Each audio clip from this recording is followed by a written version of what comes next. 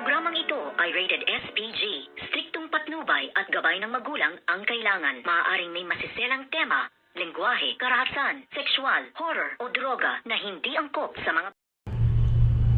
Good morning mga kachikas and welcome sa aking munting channel. Ngayon ngang alam na nitong ngang si Sherlyn ang katotohanan ay agad-agad na nga siya ngayong susugod dito nga kay Divina kung saan nga sila ngayon naroon dahil nga na-locate dito ngang si Justin ang kanilang kinaroroonan at dito nga ay magugulat nga itong si Raymond sa sasabihin nga nitong si Sherlyn kung bakit nga siya nagmamadali at atat na atat ngang makita at makuha nga itong si Princess at ngayon ay kaharap niya nga itong si Raymond, si Sonia at itong ngang si Libby. Ngunit si Libby nga din ay nagtapat na nga dito kay Princess na sana nga daw ay walang mangyari sa kanya at ayaw niya na mayroon ngang mangyari sa kanya. Ngunit hindi naman makuha nitong ngang si Princess ang ibig sabihin nga nitong si Libby na nagtatanga-tangahan pa rin talaga si Princess dahil nga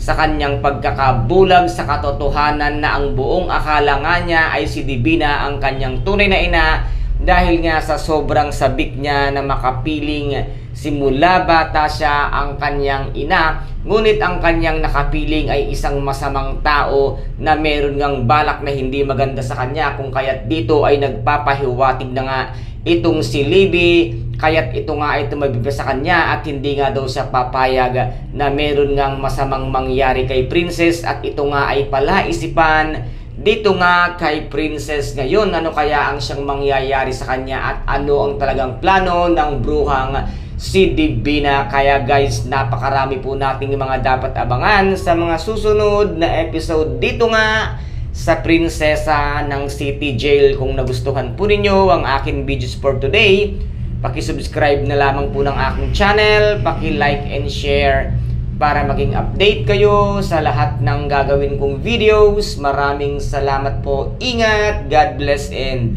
bye-bye!